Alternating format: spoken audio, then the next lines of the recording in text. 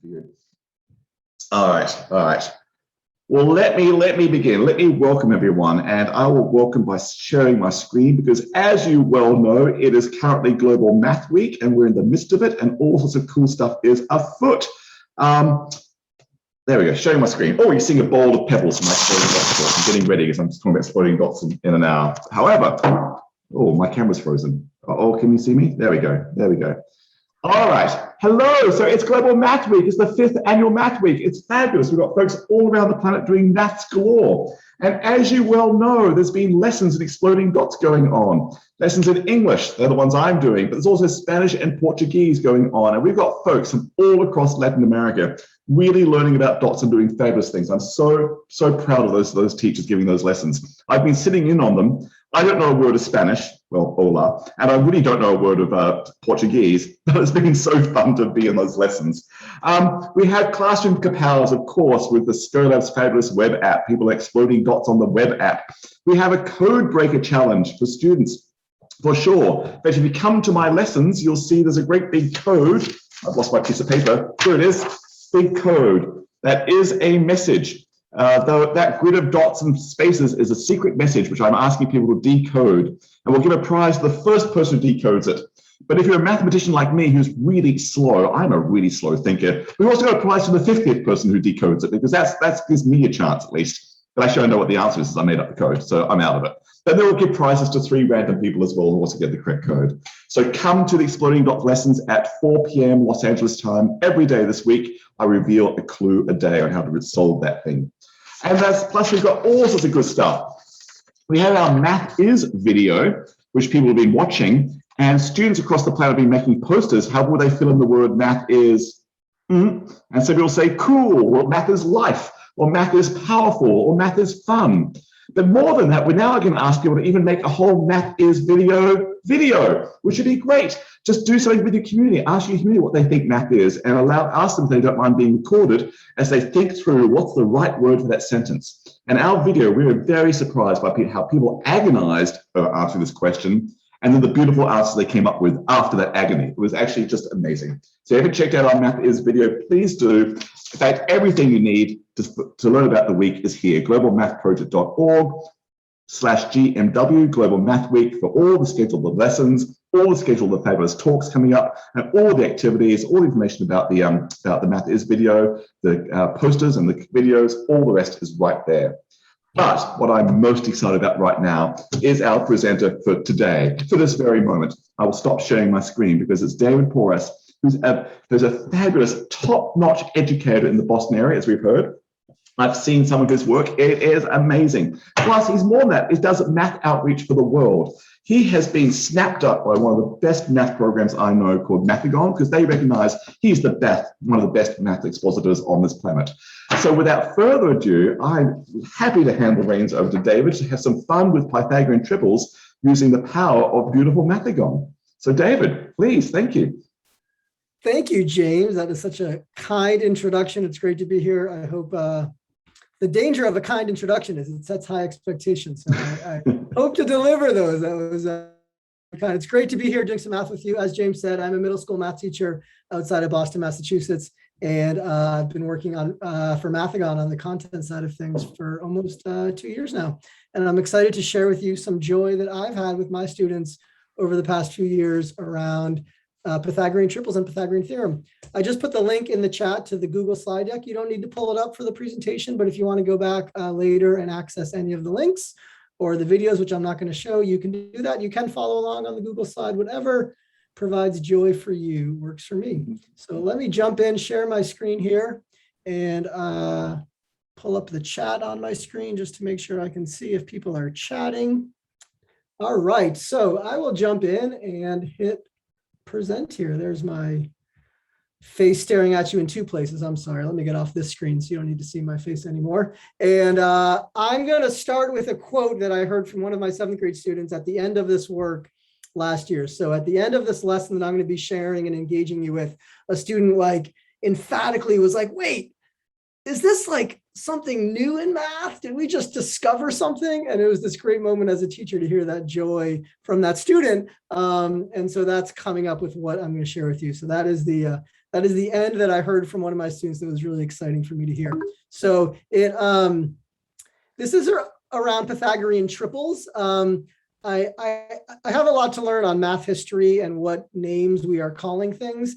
Oops. And I know that calling these Pythagorean triples is probably not in the future of my teaching career. I just went to the link on that slide to a timeline of mathematics on Pythagorean. And if I scroll back to classical antiquity, here is Pythagoras on who I've been calling this theorem in these triples, Pythagorean Theorem and Pythagorean triples for a long time in my teaching career. But if we scroll back 1,000 years, here is an artifact called Plimpton 322, which is a Babylonian clay tablet, which is more than 1,000 years older than Pythagoras and contains Pythagorean triples. Here is a circular tablet from the Yale Babylonian collection, also about 1,000 years before, that had reference to a Pythagorean triple as well. So I'm going to be calling them Pythagorean triples in this talk, because that was the title of the talk, and that's what I've been calling them for a while. I know there are some Indian mathematicians that wrote about this theorem with right triangles long before Pythagoras. So I have some more learning to do on this. If you have a suggestion for a name that I should be calling this with my students, I would love to learn more. But for now, for this next 20 minutes, I'm going to stick with Pythagorean as I learn more about what to call it. And as a build up to that quote, I just want to share a little bit of what I had done in my 7th grade classes, and you're welcome to do it along with me to build up to that point. So I'm going to pull up this first link here, which is on Pythagorean. Lots of things on Pythagorean. One is our polypad, which is our virtual manipulatives. And I'm going to zoom in on this right triangle, squares built on the sides of the triangle. When I was doing this in class, I just told students to build a triangle. I showed them how to use the ruler and the protractor to build the squares. But in the interest of time on this video, I'm going to jump to this where students had the squares on the sides of the triangles. We did lots of noticing and wondering what are the predictions. And eventually students got to just a wondering about how the area of the 2 squares fit into this big square. And what I love here on polypad, on polygons, I can do a custom polygon, which I just put onto the canvas. And this is a pentagon right now. If I click on a dot on a vertice, I can get rid of it to make it a quadrilateral. So I'll make it 4 sides, and these vertices kind of snap in place. So I can make a square here. And so there's a square. I'll copy this and make another square and make it purple and drag this down into place here. And so I had my students doing this, just exploring. I'm going to fix the vertices down at the bottom so they are locked in place. I can show you places later how to learn more about how to do this on Pythagorean. But the point of this is then students went and explored how the area of these 2 squares fit into the bigger square. So I can copy the purple one and rotate it around and put it in place, and then copy the green one and spin it around. And there's a cut feature on polypad. So if I go down here and click cut, I can cut this little bit off and take this piece that's left. And then I can put this piece up here and cut this bit off, and then take this part that's left and rotate it around. And I'm going to stop here in the interest of time, even though it's so much fun to do. And you'll eventually see that all the green and the purple come really, really close to having the exact area of the big square. And through this exploration, I missed the cut, but you can kind of see what's going on here. Students came to discover these ideas on their own, that on a right triangle, the area of the 2 squares on the legs fills in the area on the hypotenuse. And then I had them build an obtuse triangle, and we explored what the area of these 2 squares have to do with the area of that square, and then an acute triangle. And through that, we developed the understanding of the Pythagorean theorem. There is a whole lesson on Pythagorean. If you want to learn more about this, there's a link here where I have some videos walking through that in a lot more detail. But as background, I wanted to share that's what I did with my students to find their joy in discovering the Pythagorean theorem, right? I didn't just say a squared plus b squared equals c squared. We built the squares and played around with them to see the relationship between the area of the squares. And then I showed them these 2 videos from Simon Singh and Numberphile, which I'm not going to play tonight because you can go watch these videos. But this first video talks about Fermat's last theorem. and the idea of lots of integer solutions to a squared, b squared equals c squared, but the question of integer solutions to a to the third plus b to the third equals c to the third, and then where that comes up in an episode of The Simpsons. And so again, lots of fun joy in these videos. I encourage you to go check them out. But it was building in my class, this idea of finding solutions to a squared plus b squared equals c squared, and then what happens when the exponents are bigger. So we had fun with that. And then I'd like you just to drop into the chat some Pythagorean triples that you know. Any famous integer solutions to Pythagoras' theorem? Drop them in the chat as I'm talking here. 5, 12, 13. Thanks, Nicholas. Yeah, that's a good one. James has got a big one. 119, 120, 169. Love it. 9, 40, 41. Thank you, James. Sometimes you just want to see the 3, 4, 5. Awesome. Yes. And so in class, we were doing lots of problems with right triangles and the Pythagorean theorem. And on this spot on the board, it's blank right now because I forgot to take a picture of it last spring. Any integer solution that we found, I put on that space on the board. It started on a smaller board, so I didn't have to get on a chair every time. But you can see here's our idea of the Pythagorean theorem. And we were just building this list of triples that solve the Pythagorean theorem, not making any observations about them, just like making the list. And the list got really big because there was a lot of these on the list, right? If you want to drop in the chat what those have in common, or you can unmute. We are a small group. Feel free to unmute and just chime in if you like. But we had 3, 4, 5 on the list, and we had 6, 8, 10 on the list, and 12, 16, 20, and 30, 40, 50. And just by looking at these on this huge board of all these triples, students began to make observations. Anyone want to share what they noticed with those, why I picked those for the slide here? I will jump in. Yeah, they're multiples, right? Jane, it's Jane's one. There's Jane's 3, 4, 5. They're all multiples. Thanks, Renee, of the 3, 4, 5 times 2, times 4, times 10, times a half, and so on. And we eventually saw this on our big chart, and we proved algebraically that all multiples of Pythagorean triples are indeed Pythagorean triples. So we were building this idea of an infinite amount of Pythagorean triples because you can find all the multiples of them. So that was great fun. And then of course, so I was calling these families. I think there's a more mathematical name, like a primitive Pythagorean triple might be the vocab word, but we were calling them in class like families. So there's the 3, 4, 5 family, and every multiple of 3, 4, 5 is a member of that family and is an integer solution to the Pythagorean theorem. And thankfully, kids asked on their own, or maybe I prodded them along. This was last March. I don't quite remember. How many families are there, right? That question of how many like primitive Pythagorean triples are there. So then what we did, I made a new board with this picture. And these were at this point in school, these were all of the Pythagorean triples. I'm going to just pull it up in a polypad so I can write on it. This was messy on a board. I'll show you a picture of the board in a second. But at this point, after maybe a week of doing work with Pythagorean theorem, these were all the families that we had on the board. These were all the primitive Pythagorean triples. I'm going to call them families. And we gave kids 10, 15 minutes. What do you notice? What do you wonder about these? They were kind of noticing and wondering what's going on. But let's take a minute and feel free to drop in the chat or just unmute and share. Any observations here? This was our class's list. I think I put them in order.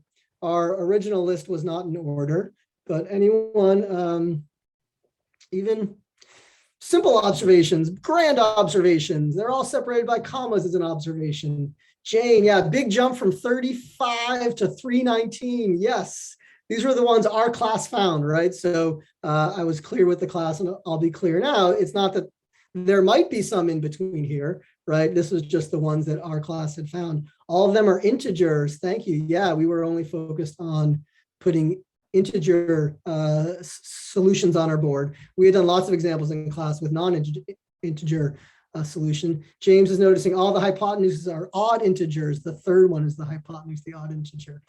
Yeah. So we were doing this in class. Kids are making good noticing and wonderings, good observations.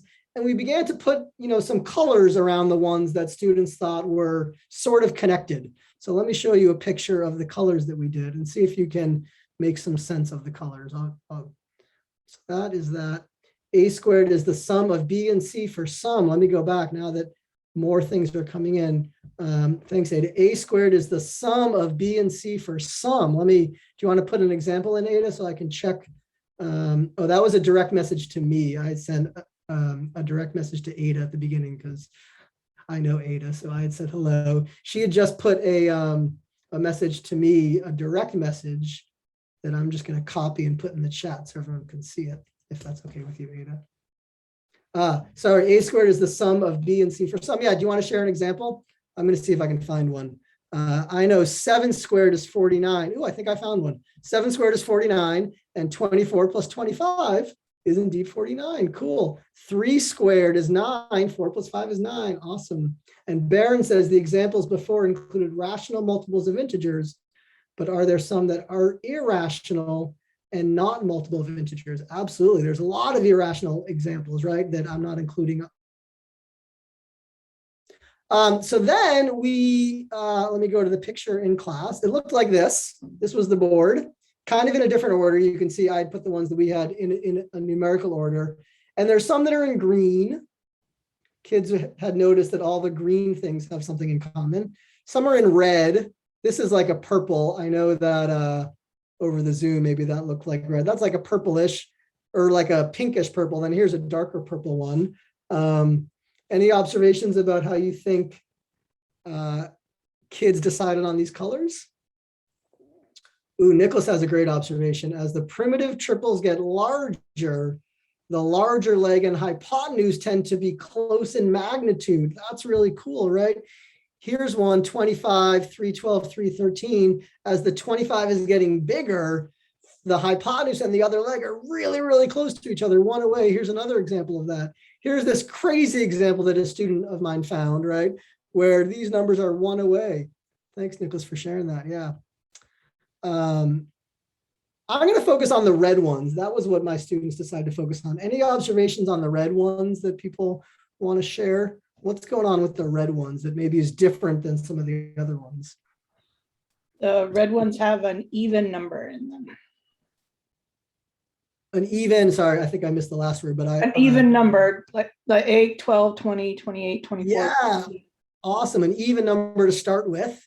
All the red ones have. There's this one that's red and green. Maybe we could figure out that kind of messes it up. It kind of messes it up. I mean, I wrote it as 3, 4, 5. I guess I could have written it as 4, 3, 5, maybe, and then it has an even one to start with. Still kind of messes it up, but there we go. Those are all even. It seems like all the green ones are odd a little bit. Yeah, so let's continue down that road a little bit. And I'm going to pull this up. So these are all the ones that have an even as one of the legs. So here I was being a little, I don't know if we can get rid of that one if you don't like it, but I went to 3, 4, 5 and did 4, 3, 15. So here are all those. I've added some columns in my table to think maybe of some observations that we might make. And so we have this on the board and in marker, and students again did some noticing and some wondering. Anyone want to share something? Any observations here? These are all even, so I will add what we heard from Jane. These are even. What else you notice about those, Jane, besides being even? Well, Valerie, I think, noticed something cool. Oh, sorry. Thank you. I might have missed a. Oh, yeah. Thank you, Valerie. The leg and hypotenuse are 2 apart. Yes, 3 to 5, 15, 17, 35, and 37. Awesome. Those are 2 apart. And Ada says, except at the end. Oh, I think I typed that one in wrong. I think that's 145 because they are 2 apart. I'm going to go back to my list in class and make sure that where's that one? 145. Good catch, right? That was the actual one. Thank you. Except at the end, Valerie. Cool. So thank you for catching my mistake there. Let's go back here. And I think I made this one 145. Cool. B and C's average is half the square of a something. Oh, and then Nicholas, the numbers in A are all multiples of 4. Cool. I'm going to come back to Ada's in a second. These are all multiples of 4, right? So instead of just being even, we can say even and multiple. I'm just going to get rid of the word even to save room here. Multiple of 4. Oh, not 5, 4. Cool. These averages is the half of a square. Can you explain that a little bit more, Ada? I'm not quite following that one. I guess if I average them, it's half of a square, right? B and C. Oh yeah, this is an additional comment to Nicholas's comment. Cool. What I might have missed Nicholas's. Yeah, these are okay. So what we could say B plus C, right? B plus C divided by 2 is half of a square, which then if we double the square, maybe then be, would that, if we add them, do we get the square? No, it's half of a square, 34, 17. I don't think I'm quite getting what you're saying here. My comment is, oh, Ada's typing, thank you. Cool, all right. It's so hard over chat to get everything, right? That's why in class, it's great to hear from students. As she's saying, I'm gonna put in, I'm gonna be a little more formal in this notation. If this is n, and we call this a multiple of n, I'm going to call this 4n. And let's just list the multiples of 4 that we have here, because my students started doing this as well. We said, all right, those are the multiples of 4. And then if I go back to Valerie's comment, was these are 2 apart, right? And so maybe it'd be helpful to find the one in the middle, which I think is what Ada was going down the road of, right? So if these are 2 apart, let's just list the number in the middle. There we go, Ada, right? That I think is what we were saying, right? There's the perfect square, right? That's 16. Yeah, there we go. 15 and 7 is 32, and half of that is 16. I was adding them in my head wrong. I'm bad at arithmetic. I hear James saying that a lot too, right? 15 and 17 is 34, and half of that is 16. All right, here we go. 35 and 37, what is that? 72, and half of that is 36. There are the squares. That is 128, half of that is 64. Cool, that's 200. I can do that one well. That's half of that is 100, and that is 288, and half of that is 144. Cool. Or we could have just typed the number in the middle, but I love the way you're saying adding them together is half of a square. Awesome. So look at these nice patterns, and then so many observations here. I'm going to lead just in the interest of time where my students went, and what my student first said is that they noticed they wanted to find a connection between the 8 and the middle number. So they said this got multiplied by 2. They said this got multiplied by 3. And then they began to see some patterns here, which I just saw your comment, Nicholas, a similar comment. My students were like, oh, this got multiplied by 4, right? And then this one got multiplied by 5, and there's times 6. So we saw these patterns, times 5. And then they saw that those numbers that I'm being really messy to draw in, right, times 6, were the same as that number over here, right? And they're like, oh, that's being times by the multiple of 4 that it is. So if we add a table here, or add a row here, if this is n, right, and this thing was 4n, then it seems like this number in the middle is this thing times n. So I'm just going to write it as 4n times n, just like this, right? That seems to be 4n squared, but let's just write it as 4n times n. And then this one would be 4n times n minus 1. And then this one over here is 4n. I have asterisks, I don't know the plural of that. 4n times n plus 1. I got asterisks and dots here, but I think we'll be okay with that. Awesome. So that's pretty cool. But then what we just heard from Nick was this was 2n squared, right? What Nicholas was noticing is 5 squared is 25. And then, oh no, sorry, 5 times 2 is 10, right? And 10 squared is 100. 6 doubled is 12 times squared is 144. So we also could write this as 2n raised to the second, right? So this would be n, and then we could write this as 2n raised to the second minus 1, and then 2n raised to the second plus 1. Awesome, which would be really cool. And then if we had more time, our theory is that it seems like this thing squared plus this thing squared equals that thing squared. And these were students in 7th grade who we had done a little bit of algebra, but not a lot of like expanding with squares and everything, but we wrote it on the board as our prediction, and we proved it algebraically. I'll jump to that because it's fun to see. Here's a mess of that. And we proved this, right? And we had to talk a lot about what does it mean to square something. I didn't want to get into any of the shortcuts. It's just a double distributive property. Our students in 7th grade had done the distributive property. So this idea of 4n minus 1 times 4n minus 1, just double distribute.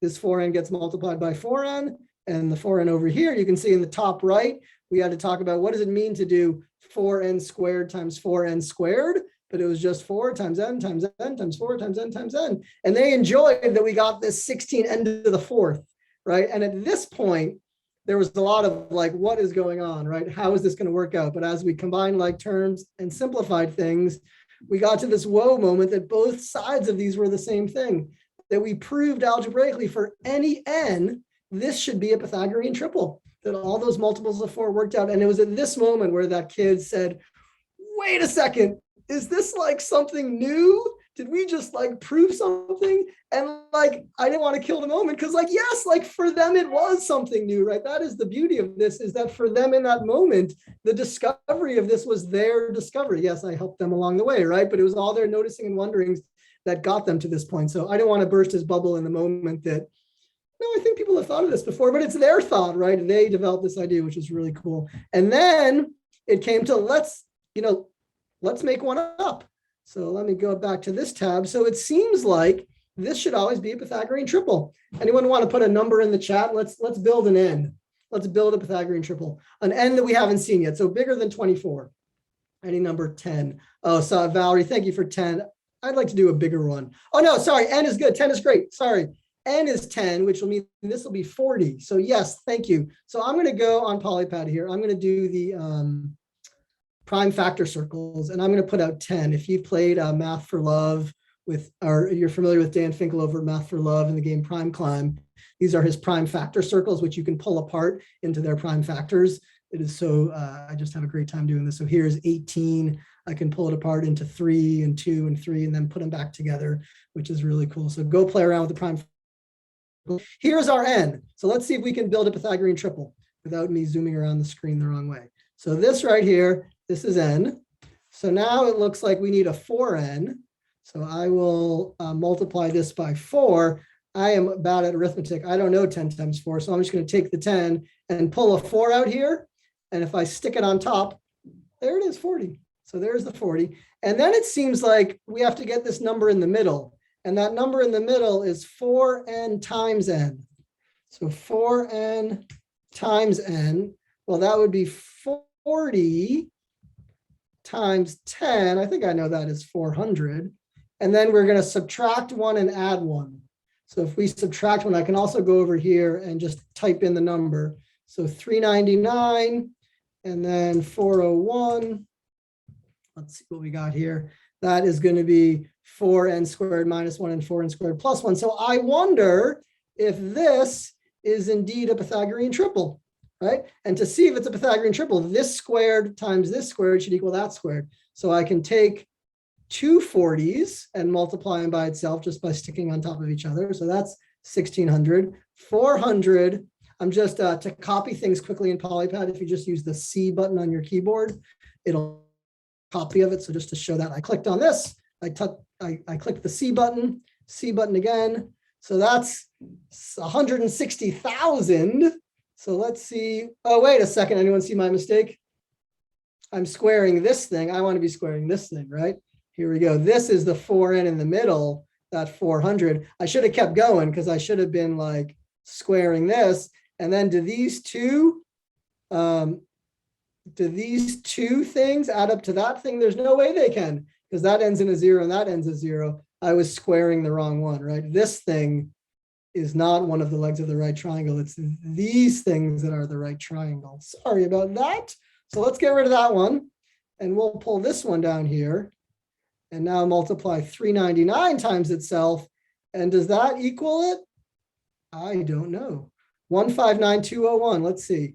159201 plus 1600. Well, it ends in a 1. That's good. But I'm going to go, in honor of Global Math Week, I'm going to add up the James Tanton way, left to right instead of right to left. So this is a 1 and a 5. I got to separate these, right, James? A 1 and a 5. 9 and 1 is 10. 2 and 6 is 8. This is better in handwriting, but there we go. 0 and 0 is 0. And 1 and 0 is 1. So 1, 5, 10, 801. I'm good with that. And I know James is good with that. I'm seeing some thumbs up. This is 10 in the thousands place, which we can explode. And 1 dot over here. And there's 6 and a 1. A 6 and a 0. Nothing left, right? 160801, we have made a Pythagorean triple, right? Just by starting with the number 10, Valerie put that out there. And here's our Pythagorean triple, 40, 39,401.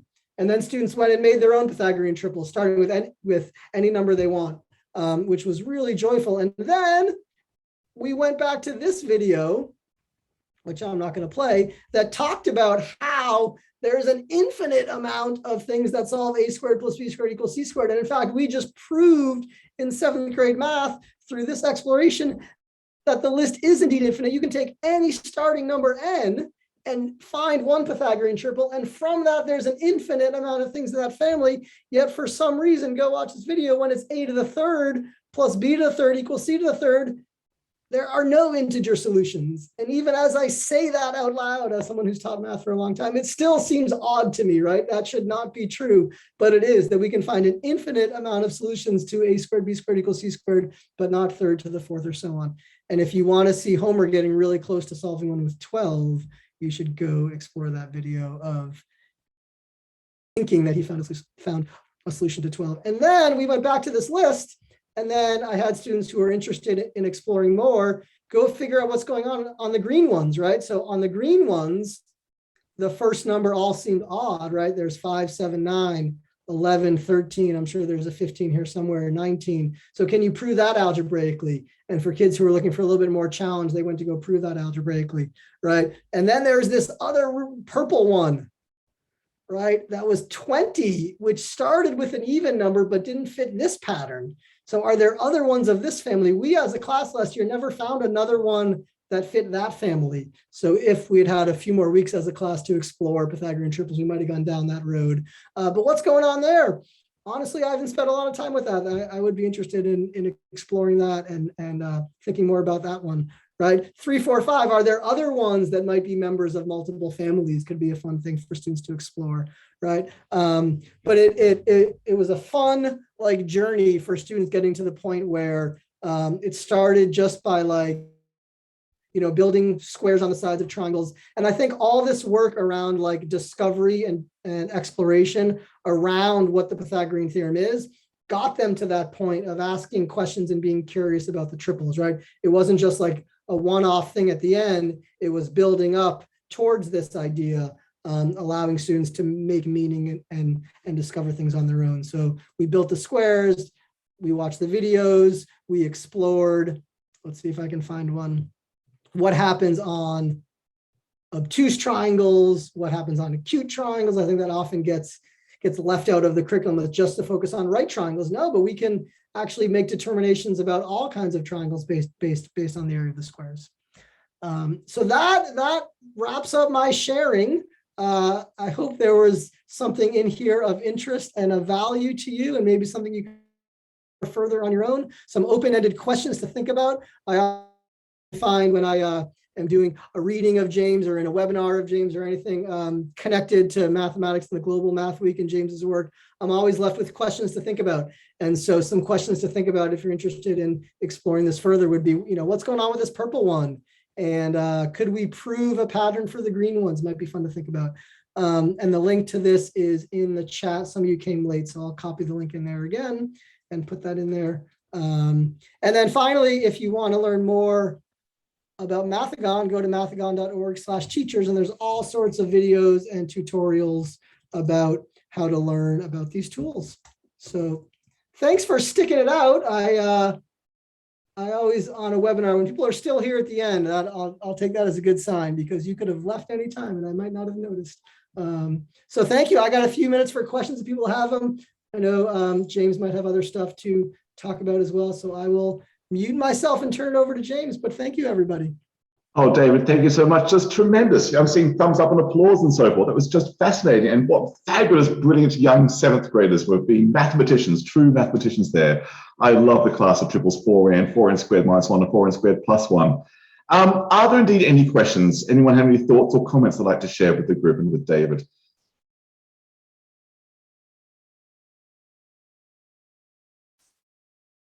Okay, well, then I'm going to reveal how my strange brain works. One thing that really had me smitten with Pythagorean triples early on is that the very basic triple everyone knows, and thank you, Jane, for saying it, the 3, 4, 5 triangle is a great triangle. But if you look to the list on David's board there, every Pythagorean triple contains at least one multiple of 3, and it also contains at least one multiple of 4, and it also contains at least one multiple of 5. Every Pythagorean triple kind of wants to be the 3, 4, 5 triangle. Yeah, do you have the numbers there? Am I right? Does every example have a multiple of 3, a multiple of 4, and a multiple of 5 in it? They might overlap. You know, one could be both a multiple of 4 and 5. Oops. So that blew my mind away as just a little factoid. But now I'm wondering about the students' results. So knowing that 4n and 4n squared minus 1 and 4n squared plus 1 has to have at least a multiple of 3, multiple of 4, and multiple of 5 dancing around between them, how if you keep changing the n's to the locations of the multiples of 3, multiples of 4, and multiples of 5 dance around? Obviously the 4n is fine, that's always the multiple of 4. But where the 3 and the 5, I wonder how they bounce around. I don't know. And that's a sort of attack that I've never seen anyone talk about. So that could truly be like when you ask the question, has anyone discovered this before? You know what, David? The answer could be no, no one has. So maybe there's research there. Cool, cool. That is awesome. I will put that on the list for this spring when we tackle it again. And in Global Math Week 2022, I'll provide an update. Excellent. We expect it. We expect it. Oh yeah, and that's a great comment, Valerie, that as a way to engage with the prime factor circles, if you put up the Pythagorean triples, you would notice that there's a 3 in each, right, which is the green, and 2 of the oranges, which is a 4. That's a great way to show that visual for students. Thanks for sharing that. Actually, that's a brilliant way of doing it. Oh, applause to Pythagorean. The visuals there are gorgeous. Wonderful. Well, this was a real treat, David. Fabulous, fabulous. Thank you beyond belief. You got my mathematical juices flowing as well. So this is grand stuff. And I very much look forward to what your wonderful students are going to encounter and discover this coming year as well. And yet, indeed, we do expect a report this time next year. Sounds good. Thanks for coming, everyone. It was a pleasure doing math with you all. I appreciate your engagement and participation and hope to see your names and faces at other events this week. Wonderful. And I think I've successfully recorded this one. I failed on some of my previous sessions, but I will convert this recording to a video and I'll upload it to the Global Math Project website /GMW. So if you want to share this talk with others, it'll be available. So thank you all. Have a fabulous, fabulous week. Cheers. Everybody, thank you.